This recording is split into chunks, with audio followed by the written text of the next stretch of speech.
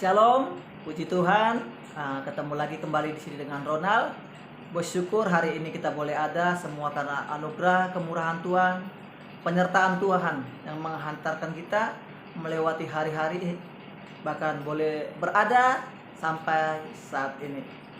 Puji Tuhan, Bapak Ibu Saudara terkasih, kesempatan kali ini Ronald rindu sharing, membagikan firman Tuhan yang dimana ketika saya membaca firman Tuhan ini, saya merasa diberkati. Ketika saya membaca firman ini, saya merasa menerima kekuatan, saya menerima sukacita, saya menerima damai sejahtera. Oleh karena itu Bapak Ibu Saudara terkasih, saya rindu membagikan apa yang saya terima, apa yang saya dapat buat setiap kita, sehingga saya diberkati dan Bapak Ibu juga boleh diberkati oleh kebenaran firman Tuhan.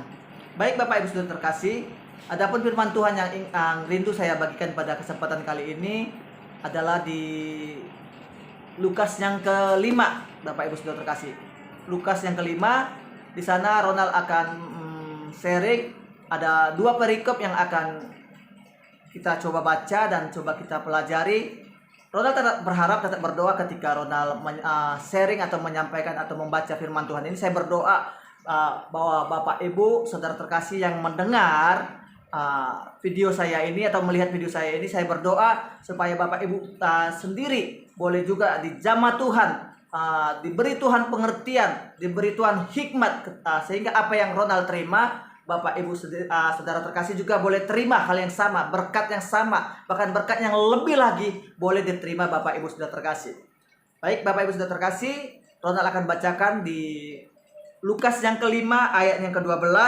Di sana perikopnya mengatakan Yesus menyembuhkan seorang yang sakit kusta. Itu perikop yang pertama Bapak Ibu Saudara terkasih. Dan perikop yang kedua di Lukas 5 ayat yang ke-17, di sana orang lumpuh disembuhkan. Jadi ada dua perikop Bapak Ibu Saudara terkasih. Tuhan Yesus menyembuhkan orang yang sakit kusta, dan Tuhan Yesus menyembuhkan orang yang lumpuh. Jadi Bapak Ibu Saudara terkasih, bila saat ini ketika Bapak Ibu melihat atau mendengar video saya ini dan dalam keadaan sakit, saya mau katakan firman Tuhan ini bukan suatu hal kebetulan datang kepada Bapak Ibu Saudara terkasih, tetapi bahwa Tuhan itu sendiri yang memiliki rancangan, bahwa Tuhan itu sendiri yang memiliki kerinduan menyatakan firman ini buat Bapak Ibu Saudara terkasih. Bahkan bahwa Tuhan itu sendiri rindu untuk memberikan kesembuhan bagi engkau yang saat ini sedang dalam sakit penyakit. Apapun itu sakit penyakitnya, Tuhan Yesus sembuhkan. Orang yang sakit kusta disembuhkan, orang yang lumpuh disembuhkan. Jadi percaya Bapak Ibu Saudara terkasih, dengan iman ketika engkau mendengarkan firman Tuhan atau membaca firman Tuhan, imani setiap kebenaran firman Tuhan tersebut. Amin. Baik Bapak Ibu Saudara terkasih, saya akan bacakan di Lukas 5 ayat yang ke-12. Pada suatu kali Yesus berada dalam sebuah kota. Di situ ada seorang yang penuh kusta.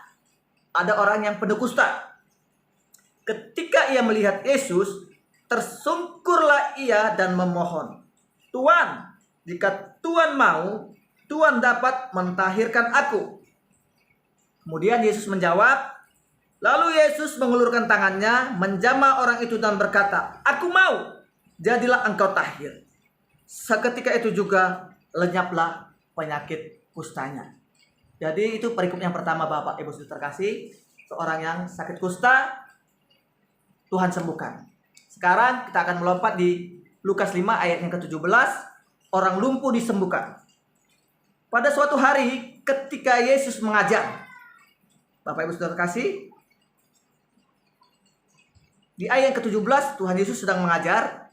Ada beberapa orang Farisi dan ahli Taurat duduk mendengarkannya. Perhatikan, ahli Taurat dan orang Farisi mendengarkan pengajaran daripada Yesus. Mereka datang dari semua desa di Galilea dan Yudea dan dari Yerusalem. Kuasa Tuhan menyertai dia sehingga ia dapat menyembuhkan orang sakit. Lalu datanglah beberapa orang mengusung seorang lumpuh di atas tempat tidur. Mereka berusaha membawa dia masuk dan meletakkannya di hadapan Yesus. Karena mereka tidak dapat membawanya masuk berhubung dengan banyaknya orang di situ, naiklah mereka ke atap rumah lalu membongkar atap itu dan menurunkan orang itu dengan tempat tidurnya ke tengah-tengah orang banyak, tepat di depan Yesus. Ayat yang ke-29, ayat yang ke-20, maaf Bapak Ibu terkasih. Ketika Yesus melihat iman mereka, berkatalah ia, "Hai saudara, dosamu sudah diampuni." Dan baik Bapak Ibu saudara terkasih, di sana ketika Yesus mengatakan dosamu telah diampuni kepada orang lumpuh tersebut, di sana terjadi perdebatan, terjadi argumen bahwa di sana Tuhan ada orang-orang Farisi tadi dan ahli-ahli Taurat sedang mengecam apa yang dikatakan oleh Tuhan Yesus tersebut. Tetapi Bapak Ibu saudara terkasih, di ayat yang ke-24, tetapi supaya kamu tahu bahwa di dunia ini anak manusia berkuasa mengampuni dosa, berkatalah kepada orang lumpuh itu, kepadamu kukatakan, bangunlah, angkatlah tempat tidurmu dan pulanglah ke rumahmu. Intinya bahwa orang lumpuh tersebut tadi disembuhkan. Bapak Ibu saudara terkasih, tadi saya katakan tadi orang penyakit kusta disembuhkan, yang sakit lumpuh disembuhkan. Bapak Ibu saudara terkasih, saya mau menyampaikan Bapak Ibu saudara terkasih, mungkin bila Bapak Ibu membaca secara pribadi Alkitab tadi atau firman Tuhan yang tadi sudah Ronald baca, mungkin Bapak Ibu saudara terkasih merasakan ada perbedaan antara orang penyakit kusta dan orang yang lumpuh. Kalau kita melihat di orang yang penyakit lumpuh ada sedikit yang dramatisir. Artinya bahwa orang lumpuh itu gak bisa berjalan, harus digotong, seperti itu Bapak Ibu saudara terkasih. Tetapi yang kalau sedangkan orang kusta masih tetap bisa berjalan. Tapi Bapak Ibu saudara terkasih, saya mau katakan mungkin jenis penyakitnya beda. Mungkin kita melihat secara kasat mata orang yang sakit lumpuh seakan-akan lebih parah, seakan-akan lebih menderita. Dan orang yang penyakit kusta ya biasa, hanya badan penyakit kusta seperti itu Bapak Ibu saudara terkasih. Tapi perlu kita pelajari, perlu kita ketahui Bapak Ibu saudara terkasih, orang yang sakit kusta pada zaman itu, pada masa itu adalah orang yang memiliki penyakit kusta adalah sebuah penyakit yang sangat najis, penyakit yang sangat kotor, penyakit yang sangat hina. Bahkan kita tahu Bapak Ibu saudara terkasih, sering sekali bahwa penyakit hati ini lebih parah daripada penyakit fisik. Artinya bahwa orang yang memiliki penyakit kusta, tekanan mental itu jauh lebih besar daripada orang yang memiliki sakit lumpuh. Jadi di sini saya mau menyampaikan bahwa kedua jenis penyakit ini, walaupun seakan-akan kita memandang bahwa penyakit lumpuh lebih parah, lebih sakit, lebih menderita. Tetapi sesungguhnya bila kita mau belajar tentang apa itu penyakit kusta, ya saya berpikir bahwa tekanannya sama, bahwa mereka berdua memiliki sakit penyakit yang harus disembuhkan. Sekalipun penyakit kusta, bahwa saya percaya tekanan mental yang penyakit kusta itu jauh lebih besar daripada orang penyakit lumpuh. Mungkin orang yang lihat ketika penyakit kusta itu, dia datang kepada Tuhan, dia tidak sedang bersama dengan orang banyak, dia tidak sedang digotong. Mungkin saat itu sedang dijauhi orang-orang. Orang lain tidak mau mendekat dengan dia karena penyakit itu bisa menular. Seperti itu Bapak Ibu saudara kasih. Oh, artinya ada tekanan psikis, ada tekanan hati saat itu yang dialami dia. Intinya kedua penyakit ini adalah sebuah penyakit yang tidak biasa-biasa, adalah penyakit yang sangat luar biasa pada saat itu kepada kedua orang tersebut. Jadi Bapak Ibu saudara terkasih, apapun saat ini penyakit yang dialami Bapak Ibu saudara terkasih, saya mau katakan seperti kedua orang tersebut, ada dua bentuk, ada dua jenis tantangan yang mereka hadapi. Ketika penyakit kusta disembuhkan, Tuhan Yesus datang menghampiri. Tuhan Yesus sedang lewat saat itu, dekat dengan orang penyakit kusta itu. Dan saat orang penyakit kusta itu melihat Tuhan Yesus datang, dia langsung tersungkur. Artinya Bapak Ibu saudara kasih, berbeda dengan orang lumpuh tadi. Ketika dia melihat atau dia tahu Tuhan Yesus, dia berada dan sedang mengajar, orang lumpuh itu berusaha datang kepada Tuhan Yesus. Tetapi dia menghadapi sebuah masalah yang besar, masalah yang tidak mudah. selain dia tidak bisa berjalan, untuk menghampiri kepada Tuhan Yesus, untuk datang kepada Tuhan Yesus, dia harus melewati orang banyak. Dan itu tidak mungkin, dan itu tidak sulit. Dan Alkitab mengatakan bahwa orang lumpuh tersebut harus dibawa ke atas, bahkan melalui genteng, melalui atap, sampai atap rumah, dilepas dan diturunkan tepat di hadapan Yesus. Itu yang terjadi. Jadi ada dua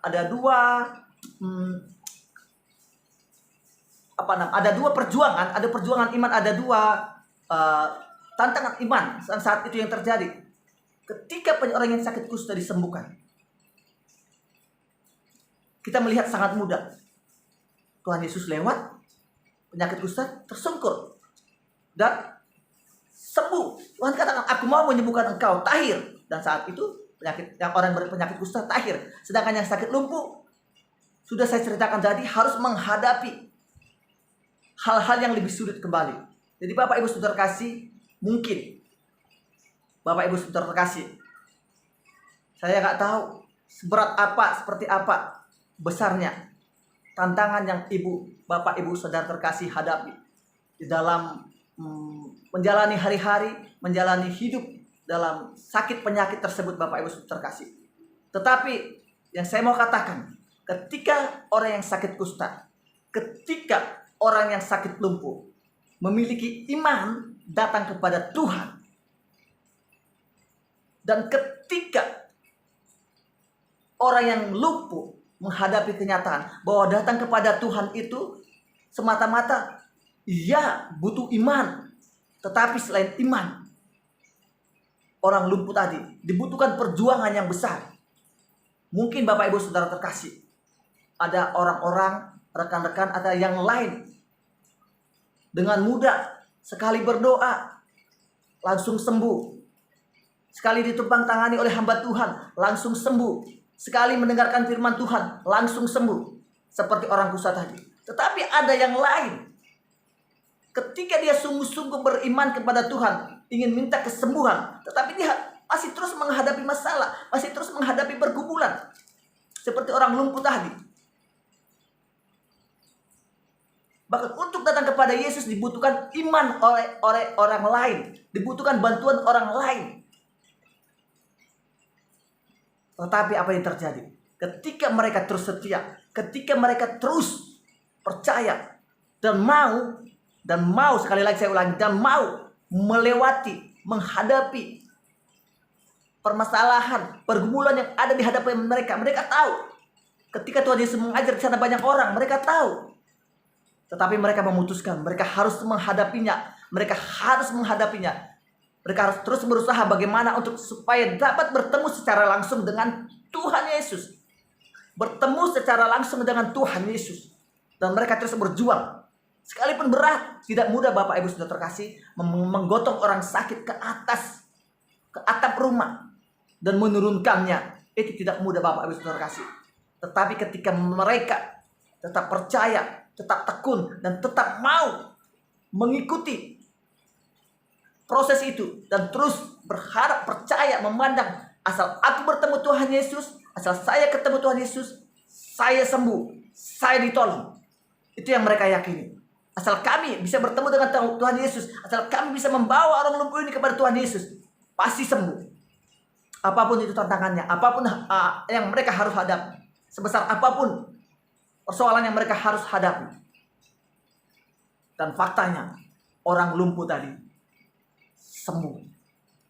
Jadi Bapak Ibu Saudara terkasih, bila mungkin Bapak Ibu Saudara terkasih sudah mengalami sakit penyakit sudah bertahunan, sudah puluhan tahun, dan Bapak Ibu Saudara terkasih melihat banyak mujizat Tuhan, tetapi kepada orang lain, sedangkan Bapak Ibu Saudara terkasih sampai hari ini masih dalam kelemahan, masih dalam sakit penyakit, saya mau sampaikan firman Tuhan ini buat Bapak Ibu Saudara terkasih. Tetaplah percaya kepada Tuhan Yesus, tetaplah memandang kepada Tuhan Yesus, yakini bahwa Tuhan Yesus sanggup menyembuhkan engkau. Memiliki hati yang selalu rindu bertemu dengan Tuhan. Ketika engkau mengalami pertemuan secara pribadi dengan Dia, maka kesembuhan itu terjadi. Bapak Ibu Saudara terkasih, mujizat itu adalah hal yang biasa bagi Tuhan. Bahkan bagi orang percaya, mujizat itu adalah nyata. Tetapi yang Tuhan ingin ajarkan, tetapi yang Tuhan ingin lihat, bagaimana kita mempercayainya, bagaimana kita mau tetap setia kepada Dia walaupun dalam kelemahan, dalam sakit penyakit, bahkan ditambah oleh pergumulan, ditambah permasalahan yang begitu besar, tetapi kita masih tetap mencari Dia dengan sungguh-sungguh untuk boleh bertemu dengan Tuhan. Itu yang Tuhan lihat. Itu yang Tuhan lihat. Dan ketika Tuhan lihat, Dia berkenan, maka Tuhan menyembuhkan. Maka Tuhan memberikan kesembuhan bagi Bapak Ibu terkasih. Jadi Bapak Ibu terkasih, itu yang bisa saya sampaikan. Ketika saya membaca firman Tuhan ini, saya merenungkan dalam hidup saya. Iya Bapak, iya Tuhan. Mungkin dalam hal ini saya tidak dalam satu sakit penyakit. Ada permasalahan yang lain, ada pergumulan yang lain. Saya melihat rekan-rekan yang lain telah ditolong Tuhan. Teman-teman yang lain telah disembuhkan, telah dinyatakan mujizat. Saya sendiri Tuhan, saya masih seperti ini. Saya harus menghadapi seperti ini. Tuhan katakan, perjuangan iman orang itu berbeda-beda. Seperti orang yang mengalami sakit kusta dan orang yang sakit lumpuh. Tapi yang Tuhan ajarkan ketika saya membaca firman Tuhan ini, jadilah seperti orang-orang yang membawa orang yang sakit lumpuh tersebut. Sekalipun mereka harus kesusahan, sekalipun harus mereka dalam penderitaan, dan di depan mereka, di hadapan mereka, mereka tahu, mereka paham, mereka akan menghadapi orang banyak dan akan mengalami kesulitan. Tetapi mereka masuk ke dalam, naik ke atas, dan membawa orang lumpuh itu dari atas atap rumah, membongkar apapun yang menghalangi mereka. Kemudian mereka menurunkan orang lumpuh tersebut tepat di hadapan Tuhan. Itu yang mereka percaya. Ketika Tuhan Yesus melihat orang lumpuh ini, Tuhan Yesus pasti akan menyembuhkan. Yang mereka cari adalah pertemuan dengan Tuhan. Pertemuan dengan Tuhan. Itu yang mereka yakini. Dan itu juga yang memberkati saya. Saya harus pastikan bahwa hari-hari saya, apapun kelemahan saya, apapun pergumulan saya harus cari Tuhan. Saya harus cari Tuhan. Saya harus sungguh-sungguh cari Tuhan. Baik Bapak Ibu terkasih, demikian yang bisa saya bagikan tentang sharing firman Tuhan ini. Dan biarlah apa yang sudah memberkati saya, itu juga boleh memberkati Bapak Ibu terkasih. Sekali lagi saya tetap berdoa. Saya tetap berdoa ketika Bapak Ibu sudah terkasih mendengar firman yang sudah saya sampaikan tadi, kebenaran firman Tuhan yang coba Ronald sharingkan tadi. Saya berdoa agar Roh Kudus berbicara buat Bapak Ibu terkasih, seperti Roh Kudus berbicara kepada saya. Sehingga ketika saya membaca firman Tuhan, saya diberkati. Saya rindu juga Bapak Ibu terkasih boleh diberkati. Sehingga ketika saya membaca firman Tuhan, saya dipulihkan, saya dikuatkan, saya diteguhkan. Bapak Ibu terkasih juga mengalami hal demikian. Yang memerlukan kekuatan, yang memerlukan pemulihan, yang memerlukan kesembuhan, boleh terjadi Bapak Ibu terkasih. Percaya, sungguh-sungguh tetap cari Tuhan. Apapun itu permasalahannya. Sekalipun belum selesai masalah yang lama, di depan kita harus menghadapi pergumulan yang baru. Tetap cari Tuhan. Percaya. Tuhan Maha Kuasa tidak pernah meninggalkan kita. Tuhan akan menolong, Tuhan akan memberikan kesembuhan bagi setiap kita. Tuhan Yesus memberkati. Immanuel.